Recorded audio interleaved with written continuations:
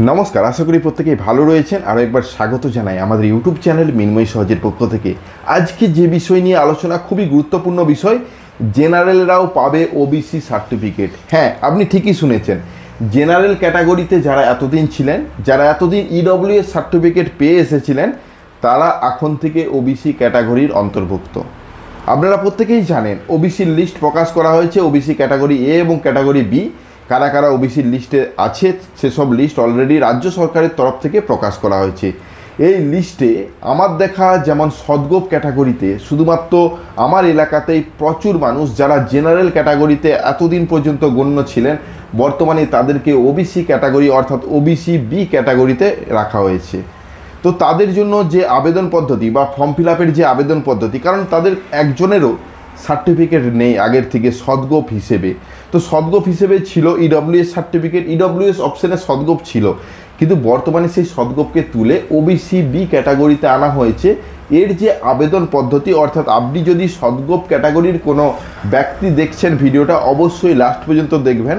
আবেদন করার জন্য আপনার কাছে পুরনো সার্টিফিকেট কোথাও নেই, তাছাড়া সদগোপ যে তার প্রমাণও আপনার কাছে কিছু নেই, তাহলে কিভাবে আপনি ওবিসি ক্যাটাগরির যে ফর্ম ফিল আপ হতে চলেছে, আমরাও ফর্ম ফিল আপের পদ্ধতিটা আজকে নিয়ে আসছি, কিভাবে ফর্ম ফিল আপ করবেন, সেখানে কিভাবে আবেদন করবেন এবং কি কি ডকুমেন্টস লাগবে। তো অবশ্যই ভিডিওটাকে স্কিপ না করে লাস্ট পর্যন্ত দেখুন এবং আমাদের সাথে থাকুন। একটা ছোট্ট অনুরোধ, যদি আপনি আমাদের চ্যানেলে নতুন আসছেন, চ্যানেলটাকে সাবস্ক্রাইব করুন, পাশের দেওয়া বেল আইকনটা ক্লিক করতে ভুলবেন না পরবর্তী নোটিফিকেশন পাওয়ার জন্য। আর যারা অলরেডি সাবস্ক্রাইব করে আমাদেরকে সাপোর্ট করছেন, অসংখ্য অসংখ্য ধন্যবাদ।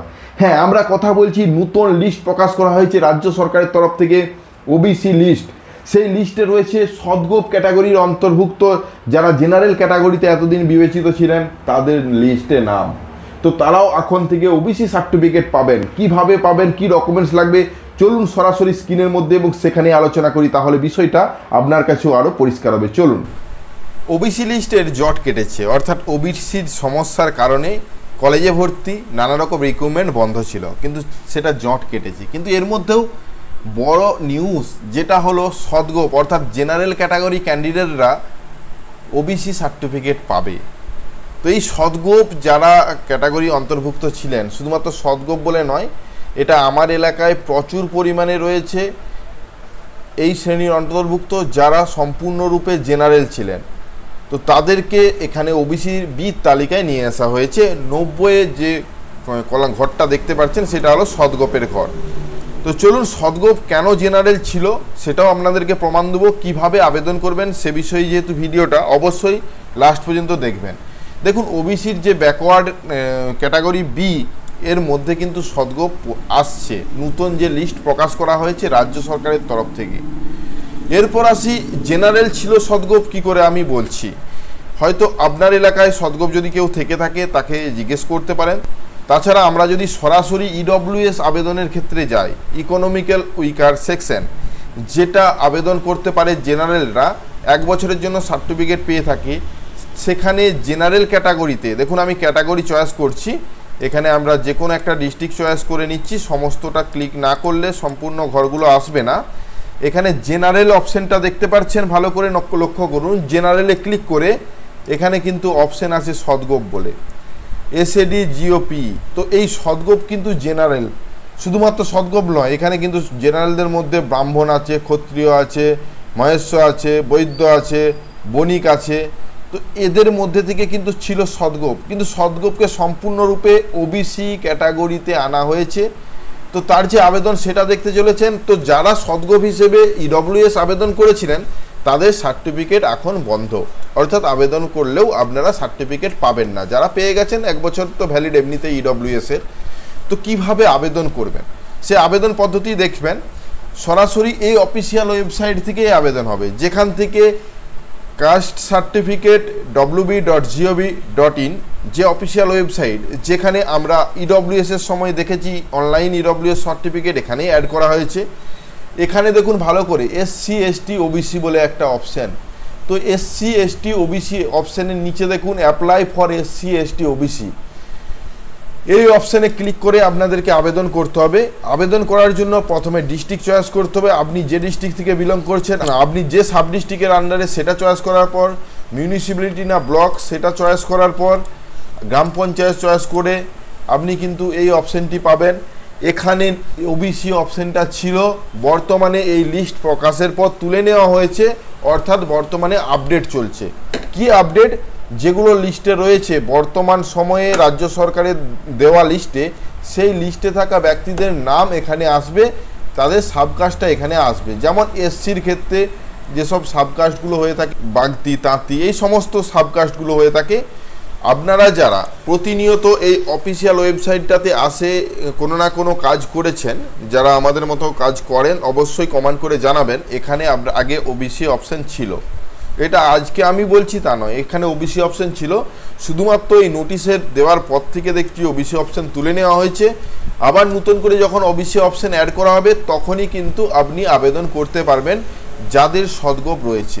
এরপর আসি ডকুমেন্টস হিসেবে। দেখুন, এসসি বা এসটি যাই সার্টিফিকেট আবেদন করুন না কেন, পরিবারের কারো না কারো সার্টিফিকেট থাকতে হবে, বা আপনি যে সাব ক্যাটাগরিটা লিখছেন সেই ক্যাটাগরির এগেনস্টে আপনার কাছে কাগজ থাকতে হবে। কি কাগজ? সেটা হতে পারে পঞ্চায়েত সার্টিফিকেট, সেটা হতে পারে জমির কাগজ, সেটা হতে পারে কোর্ট থেকে নেওয়া এফিডেভিট।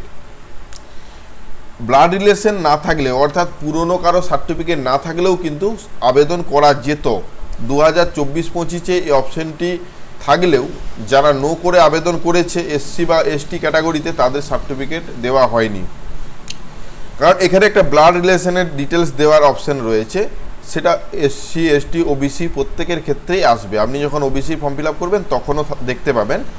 যখন আপনি ফর্ম ফিল আপ করবেন সদগোপ হিসেবে, তখন আপনার পরিবারের কারোরই সার্টিফিকেট নেই, সেখানে নো করে আপনাকে সম্পূর্ণ তথ্য ফিল করতে হবে। যেহেতু আপনার কাছে নেই, তো নো করার পরিপ্রেক্ষিতে এটা ভেরিফিকেশন হবে।